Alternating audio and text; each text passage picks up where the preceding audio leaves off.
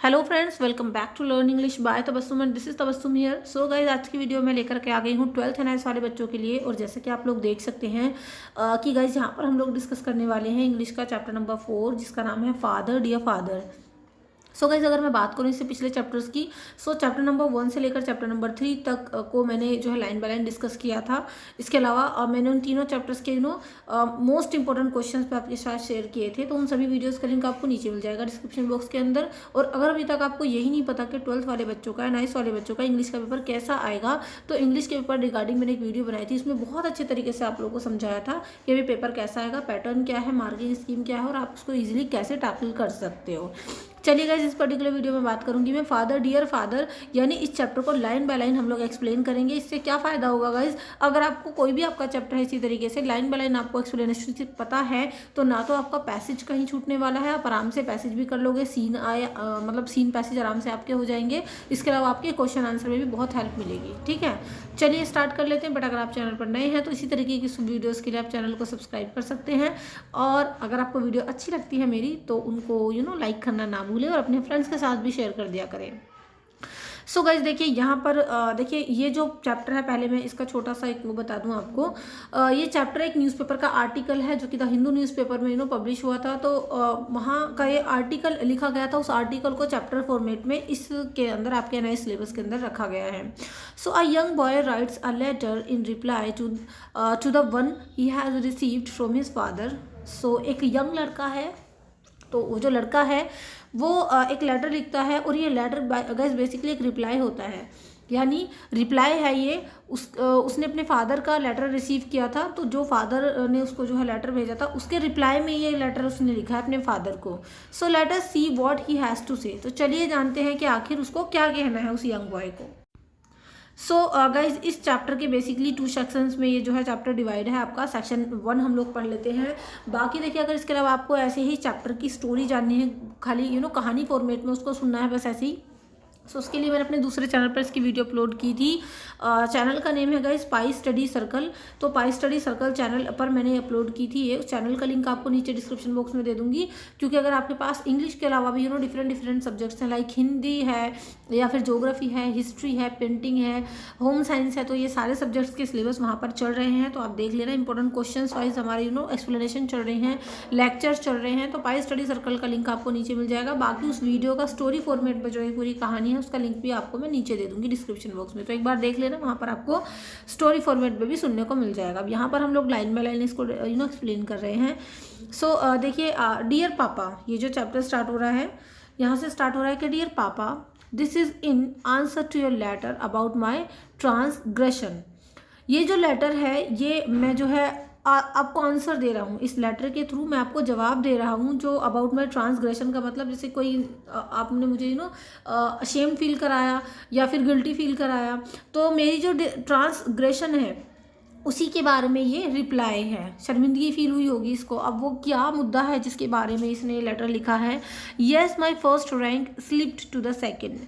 तो ये लड़का बोलता है कि हाँ, मेरी जो फर्स्ट रैंक थी, यानी मुझे जो स्कूल में फर्स्ट रैंक लानी थी, वो स्लिप होकर सेकंड पोजीशन पर पहुंची, यानी मैं फर्स्ट रैंक नहीं अचीव कर पाया, मेरी सेकंड पोजीशन आई है। सो ये ट्रांसग्रेशन है, मतलब पापा ने उसको डांट लगाई होगी कि बेटा तुम्हारी फर्स्ट डिवीजन क्यों नहीं आई, फर्स्ट रैंक तुम क्यों नहीं लेकर के आए। तो ये लड़का बोल रहा है कि ये आपका जो लेटर मुझे मिला, मतलब आपने मुझे जो है शर्मिंदगी फील कराया या जो भी है, तो उसका ये जवाब मैं दे रहा हूँ कि भाई मेरी फर्स्ट रैंक स्लिप होकर सेकेंड रैंक में कैसे कन्वर्ट हो गई। You advise that I should think before answering the papers. आपने मुझे एडवाइस किया था दैट मुझे सोचना चाहिए, that I should think before answering the papers, कि मुझे पेपर में लिखने से पहले, उनके आंसर्स को लिखने से पहले सोचना चाहिए। भाई होता है नहीं कि हमारे जो टीचर्स हैं, हमारे पेरेंट्स हैं, वो हमसे कहते हैं कि बेटा ध्यान से अपने पेपर लिख करके आना, आंसर लिखने से पहले अच्छे से सोच समझ के लिख कर आना, कैसे भी उल्ट सुलट मत लिख देना, है ना। तो वही बात है कि भाई आपने जो कहा था, आपने मुझे एडवाइस दिया था कि आंसर लिखने से पहले पेपर में अच्छे से सोच लेना। Yes, the operating word think did make me reflect and these are the results of those reflections.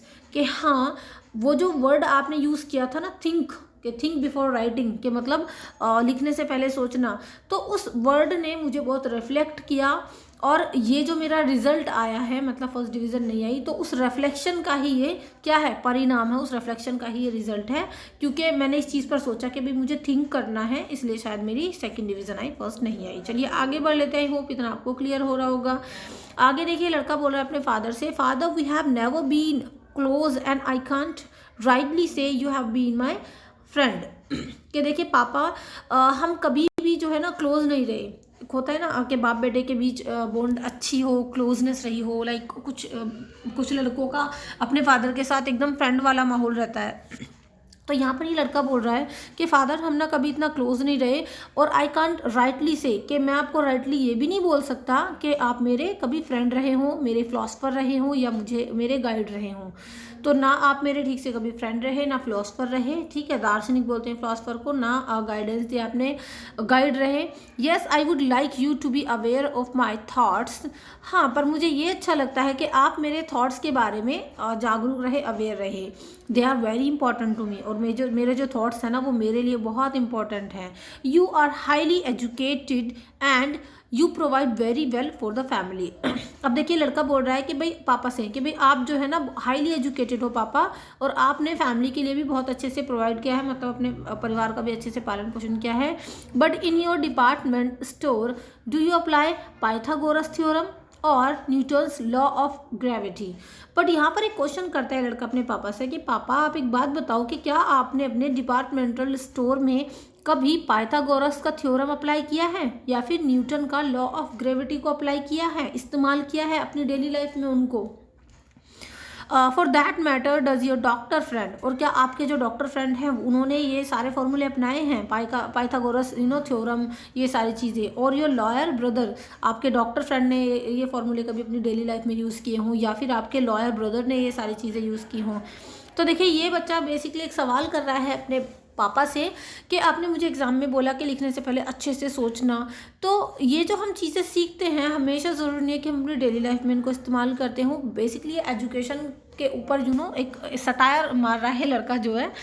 पापा माई ग्रैंडफादर, देखिए आगे है आपका कि पापा मेरे जो ग्रैंडफादर थे, speaks of a care free and beautiful childhood, कि बात करो अपने दादाजी की तो वो एक केयर फ्री और ब्यूटीफुल बचपन को सपोर्ट करते थे। वो बातें करते थे एक केयर फ्री बचपन की जिसमें कोई टेंशन ना हो, ब्यूटीफुल सा जो चाइल्डहुड होता है, तो वो उसकी बात करते थे।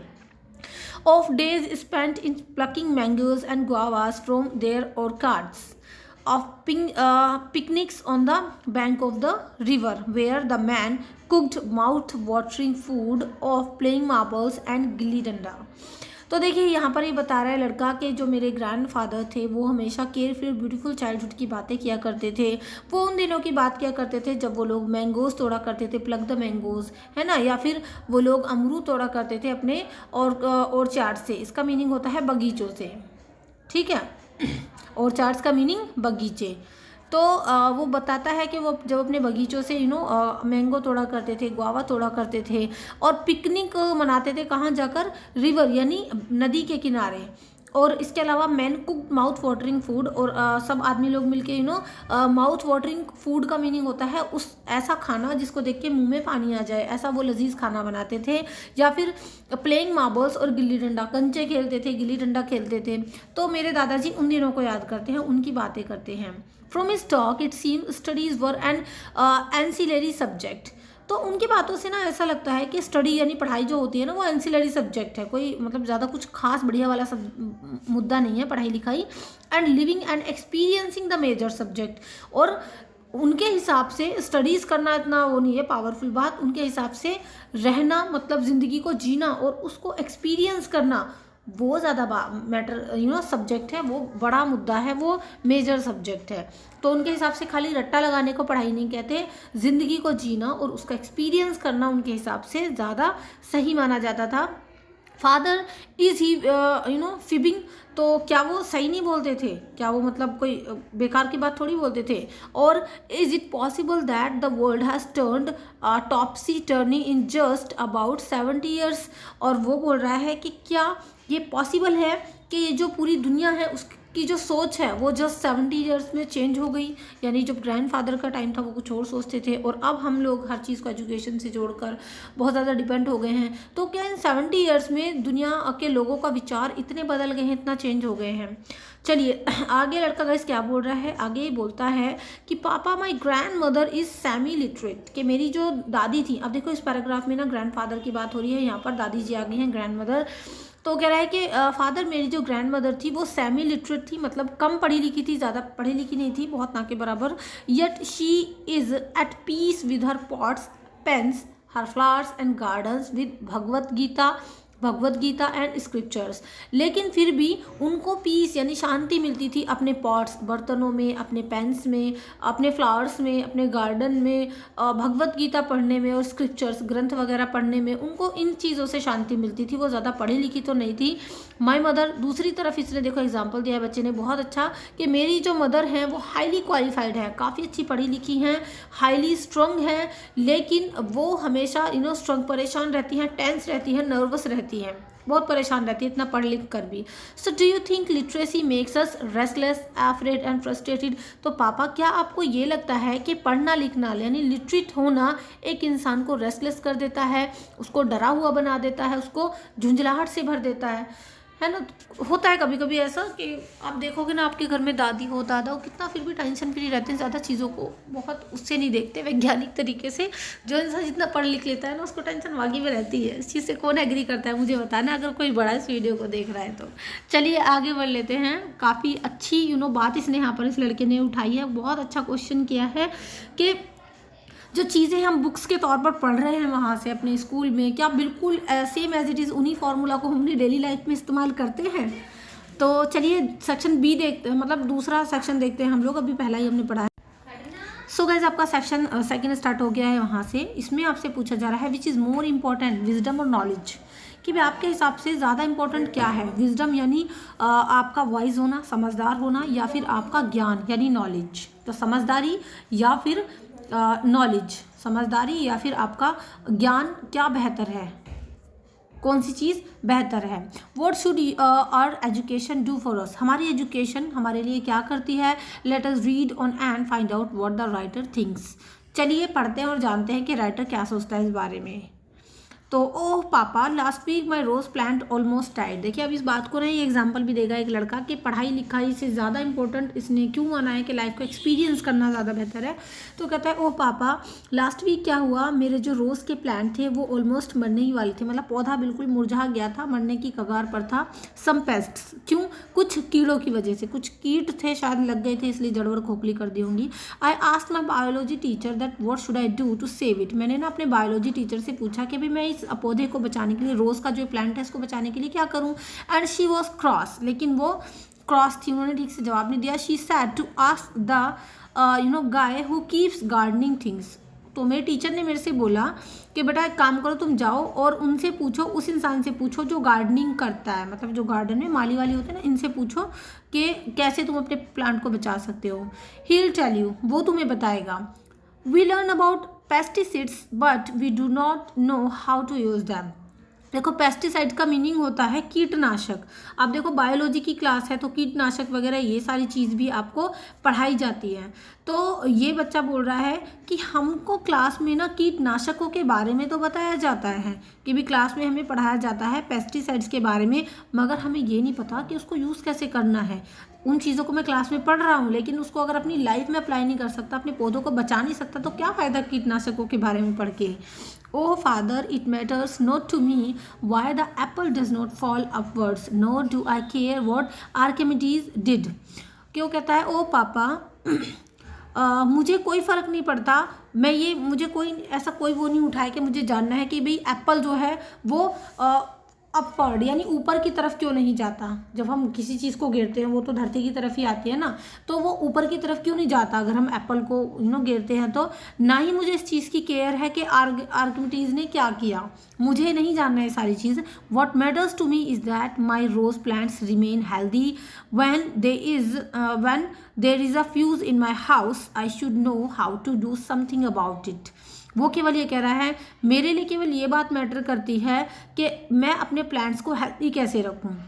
मुझे बहुत ज़्यादा नुस्खों में नहीं घुसना, मुझे बहुत ज़्यादा लॉ नहीं जानने, कानून नहीं जानने या सूत्र नहीं पढ़ने। मुझे केवल एक ना कि उनको अपनी डेली लाइफ में मैं कैसे इस्तेमाल कर सकता हूँ। तो मुझे केवल ये जानना है कि मैं अपने रोज़ प्लांट्स को कैसे हेल्दी रख सकता हूँ, या फिर अगर मेरे घर में फ्यूज़ चला जाए, है ना, लाइट का फ्यूज़ उड़ जाए, तो मुझे ये पता होना चाहिए कि मैं उसको उसकी मरम्मत कैसे करूँ, मैं कुछ कैसे उसके लिए कर सकता हूँ। तो खाली पढ़ने से, किताबी ज्ञान से अगर हमें कुछ सीखने को नहीं मिल रहा, तो मेरे लिए ज़्यादा बेहतर वो है कि मैं उन चीज़ों को करके देखूं, एक्सपीरियंस करूं। I should know how to make a desk for myself from my carpenter's tool. वो कह रहा है कि आई शुड नो, कि मुझे ये पता होना चाहिए कि मैं अपनी डेस्क खुद कैसे बनाऊं अपने कारपेंटर्स टूल से, मतलब बढ़ई वाले सामान से अपने खुद के मैं कैसे उस चेयर को बना लूँ या अपने डेस्क को बना लूँ। Instead I learn about hypotenuse relational square roots, बजाय इसके कि मैं हाइपोटीनियस या रिलेशन स्क्वायर रूट्स ये सारी चीज़ें पढूं। मैथ में देखिए आपको ये सारी चीज़ें पढ़ाई जाती हैं कि ये बनाओ वो बनाओ, लेकिन अगर उनका डेली लाइफ में आप इस्तेमाल ही नहीं कर पा रहे तो उसको पढ़ने का क्या फ़ायदा, अकॉर्डिंग टू दैट बॉय। मतलब ये बच्चा बोल रहा है, मेरे पे मत बोलना आप कुछ भी कि मैम क्या बोल रहे हो। चलिए गैस आगे बढ़ लेते हैं। आई होप इतना आपको वीडियो अच्छी लग रही होगी, समझ में आई होगी। आगे बढ़ लेते हैं गैस। तो आगे आपसे ना बोला जा रहा है, papa once I ask my grandmother how she got to be so wise. एक बार ना मैंने अपनी दादी से बोला, उनसे पूछा कि वो इतनी समझदार कैसे हैं। वाइज का मीनिंग समझदार। Do you know what she said, आपको पता है दादी ने क्या बताया, बाई लिविंग एंड एक्सपीरियंसिंग। देखो बहुत अच्छी लाइन है ये। तो दादी ने मुझे जवाब दिया कि लिविंग यानी रहने से, ज़िंदगी जीने से और उसको एक्सपीरियंस करने से। आपने देखा होगा आपके घर के बड़े बूढ़े बोलते हैं कि मतलब बाल ऐसे सफ़ेद नहीं हो गए हमारे, बहुत तजुर्बा है, ये है वो है। तो ज़िंदगी जीना और उसको एक्सपीरियंस करना, जितना ज़्यादा इंसान एज में बड़ा होता है, कुछ लोग मतलब ज़्यादातर उनका एक्सपीरियंस भी इतना ही होता है, वो हम बच्चों से बेहतर चीज़ों को समझ पाते हैं जो हमारे बड़े होते हैं। And she laughed as though I had asked something which was so obvious. और वो हंसी ये सोचकर दैट आई हैड आस्क्ड कि मैंने कुछ ना कुछ ऑब्वियस सी चीज़ पूछ ली उनसे, और वो ये बता के बहुत हंसी कि रहना, ज़िंदगी को जीना, एक्सपीरियंस करना वो ज़्यादा अच्छा रहता है, मैं इसी वजह से इंटेलिजेंट हो गई हूँ। आर वी लिविंग पापा, क्या हम लोग रह रहे हैं पापा, और इज़ लाइफ बाय पासिंग अस, या फिर ज़िंदगी ऐसे ही गुजर रही है। तो बेसिकली पूछ रहा है कि पापा क्या हम ज़िंदगी को जी रहे हैं या फिर ज़िंदगी को ऐसे ही पास कर रहे हैं, टाइम पास कर रहे हैं लाइफ में। What I fear is that if I were to meet Newton face to face I would fail to recognise him, so busy am I learning about him. तो देखिए कितने अच्छे इसने क्या डायलॉग मारा है यहाँ पे। ये लड़का कह रहा है कि मुझे ना इस चीज़ का डर है कि अगर मैं वाकई में एक्चुअल में न्यूटन से कभी फेस टू फेस मिला तो मैं तो उसको रिकॉग्नाइज ही नहीं कर पाऊंगा, पहचान ही नहीं पाऊंगा। क्यों? क्योंकि मैं तो उसके बारे में जस्ट पढ़ने में बिजी था, उसके न्यूटन का लॉ, ये सारी चीज़ें पढ़ने में बिजी था। अगर फेस टू फेस वो आ गया मेरे सामने तो मैं तो उसको पहचान ही नहीं पाऊंगा। You know, just like that boy Vinu in that award-winning film, he prattles on the hibiscus is red. अब देखिए कहता है कि आपको पता है पापा उस लड़के के बारे में जिसका नाम वीनू है, in that award winning film, जिसने अवार्ड विनिंग मतलब अवार्ड जीतने वाली मूवी में, फिल्म में काम किया था, तो वो बार बार ये बोल रहा था कि हिबिस्कस इज रेड, है ना। कम से कम उसने ये बात 100 टाइम्स बोली, मगर उसकी बुक में ही कलर्स इट येलो, तो उसने हिबिस्कस का कलर कैसा रखा, येलो कलर का, जबकि उस मूवी में उसने 100 बार ये बात बोली थी कि हिबिस्कस रेड कलर का होता है। ठीक है। Are we missing out on the essence of life, तो क्या हम इस लाइफ के एसेंस को, वास्तविकता को मिस कर रहे हैं। इस वाइफ का जो लाइफ का, सॉरी वाइफ नहीं जस्ट लिव माई टंग, कि इस लाइफ का जो आधार है, सार है, क्या हम उसको मिस कर रहे हैं। चलिए आगे बढ़ लेते हैं। एनीवे पापा do you know where I lost that quarter mark that proud about my fall. तो क्या आपको पता है पापा कि मेरे साथ ऐसा क्यों हुआ कि मैं उस क्वार्टर मार्क को खो दिया मैंने, जिसकी वजह से मेरी फर्स्ट रैंक ना आकर सेकंड आई, कि भी मैं फॉल यानी नीचे क्यों गिरा, मेरी जो पोजीशन थी वो फर्स्ट ना आकर सेकंड आई। तो जो क्वार्टर मार्क था, आपको पता है मैंने वो क्वार्टर मार्क क्यों खोया, नंबर मेरे कम क्यों आए। It was a fill in the blanks, तो मुझे वो जो नंबर कम मिला था वो मेरा फिल इन द ब्लैंक्स में मिला था।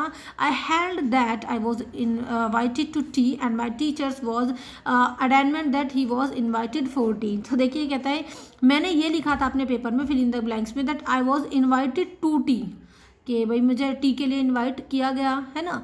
लेकिन मेरे टीचर जो है वो इस बात पर अड़ा रहा, उसने ये बोला कि सही आंसर जो है वो ये है कि he was invited for T.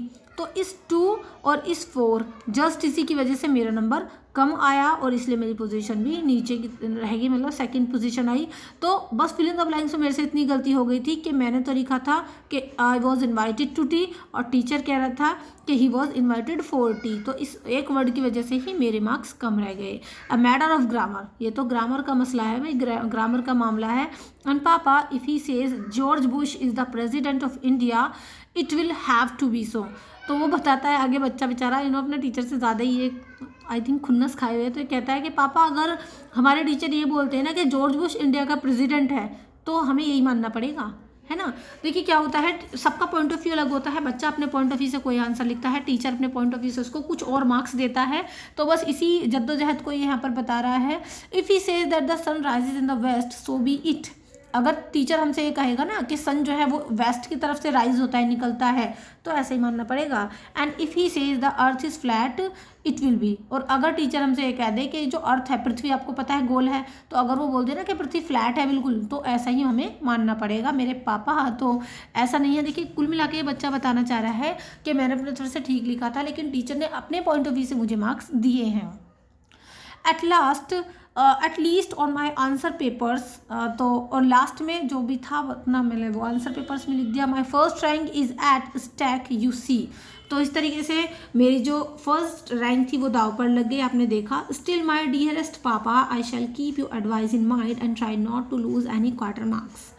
फिर भी पापा, मेरे प्यारे से पापा, डियर से पापा, मैं जो है इस चीज़ को, आपकी एडवाइस जो आपने दी थी, इस चीज़ को अपने दिमाग में रखूँगा और आगे से मेरी कोशिश रहेगी कि मैं क्वार्टर मार्क्स ना मतलब खोऊं, मेरे एग्ज़ाम में नंबर कम ना आए। So as always yours ever obedient son Rahul. और जैसा कि हमेशा की तरह आपका ओबीडियंट सन राहुल। चलिए यहाँ पर इस बच्चे ने फिनिश किया है अपने इस उसको। बाकी आपका है ये है PS your eyes will not see this anguish plea my father के आगे वो बोल रहा है बच्चा, तो इसका मीनिंग होता है PS मीनिंग पोस्ट स्क्रिप्ट, ठीक है। सो लास्ट में लिखता है पोस्ट स्क्रिप्ट करके कि भाई your eyes will not see this anguish plea my father, के पापा आपकी जो आंखें हैं ना मेरा वो दुख नहीं देख सकती, मेरे इस दर्द को नहीं समझ रही जो मुझे सेकंड रैंक लाकर हो रहा है इस वक्त, फील हो रहा है। This was only too light and my over burden heart. और ये जो मैंने सारी बातें लिखी हैं ये जस्ट अपने हार्ट को, मेरा जो दिल है मतलब ओवर बर्डन हो रहा है, बिल्कुल भरा पड़ा है मेरा दिल, इसको थोड़ा सा ना हल्का करने के लिए मैं आपसे सारी चीज़ें लिख रहा हूँ। It is not at odd arteries and muscles it feels too. मेरे अंदर केवल यही नहीं है कि धमनियाँ हैं या मसल्स ही हैं मेरे अंदर, है ना, आर्टरीज हैं या फिर मसल्स ही हैं, मेरा दिल भी फील करता है। मेरा दिल जो है वो फीलिंग्स से भरा हुआ है, खाली आर्टरीज यानी धमनियों से या मसल्स से, मांसपेशियों से भरा हुआ ही नहीं है। So a newspaper article from the Hindu. तो देखिए आपको पता है द हिंदू जो है बहुत ही फेमस न्यूज़पेपर है, इनफैक्ट हमारे यहाँ भी आता है ये। तो द हिंदू बहुत ही मोस्ट फेमस पेपर है आपका इंग्लिश में। तो इसमें ये आर्टिकल जो है दिया गया था द हिंदू, वहाँ से ये पूरा चैप्टर आपका लिया गया है। आई होप गाइज आपको वीडियो अच्छे से समझ में आई होगी, लाइन बाय लाइन एक्सप्लेनेशन। मेरी आज एनर्जी थोड़ी सी वीक थी बिकॉज, चलिए वो छोड़ते हैं सारी बातें। आई होप आपको वीडियो अच्छे समझ में आई होगी। और इससे पिछले जितने भी आपके चैप्टर्स हैं उन सभी के लिए आप डिस्क्रिप्शन बॉक्स फटाफट से चेक कर लो, वहाँ पर आपको चैप्टर्स की लाइन बाय लाइन एक्सप्लेनेशन मिल जाएंगी। इसके अलावा इंपॉर्टेंट क्वेश्चन भी मिल जाएंगे सीरियल वाइज लगे हुए। और बाकी गाइज अगर आपको इंपॉर्टेंट क्वेश्चन चाहिए इस चैप्टर के तो वो वीडियो मैं अभी अपलोड करूँगी, इसके बाद ही वो आप देख लेना, उसमें इंपॉर्टेंट क्वेश्चंस, लॉन्ग शॉर्ट सारी चीज़ें आपको बता दूंगी। और स्टोरी फॉर्मेट में गाइज अगर आपको पूरी कहानी सुननी है तो उसके लिए आप मेरे दूसरे चैनल को विजिट कर सकते हो जिसका नाम है पाई स्टडी सर्कल। इस चैनल का लिंक आपको नीचे मिल जाएगा डिस्क्रिप्शन बॉक्स में गाइज। वहाँ पर आपका, अगर आपके पास जो है अलग अलग सब्जेक्ट हैं, ठीक है, अगर आपके पास अलग अलग सब्जेक्ट हैं, लाइक आपके पास हिंदी है, इंग्लिश है, या फिर ज्योग्राफी है, और या फिर हिस्ट्री है, और अभी पॉलिटिकल भी हमारा शुरू होने वाला है, तो ये सब सारे सब्जेक्ट्स की तैयारी बहुत अच्छे तरीके से चल रही है। और गाइज अगर आपके टीएमए के सोल्यूशन अभी तैयार नहीं है, टीएमए के सोल्यूशन बहुत अच्छे तरीके से हमने प्रोवाइड कर रखे हैं अपने दूसरे चैनल पर, तो टीएमए सोल्यूशन के लिए भी आप हमारे चैनल को चेक कर सकते हो। वीडियोज़ फॉर्मेट में हिंदी प्लस इंग्लिश मीडियम में सारे के सारे टीएमए सॉल्व करके हमने दिए हैं, और 6 के 6 क्वेश्चन जो होते हैं टीएमए के अंदर। इसके अलावा एनआईएस बोर्ड से लेकर जो भी आपकी इन्फॉर्मेशन होती है, डाउट होती है, वो सारे के सारे आपके क्लियर हो जाएंगे पाई स्टडी सर्कल चैनल पर जाकर। तो link in the description box, do check it, फटाफट से चेक करना।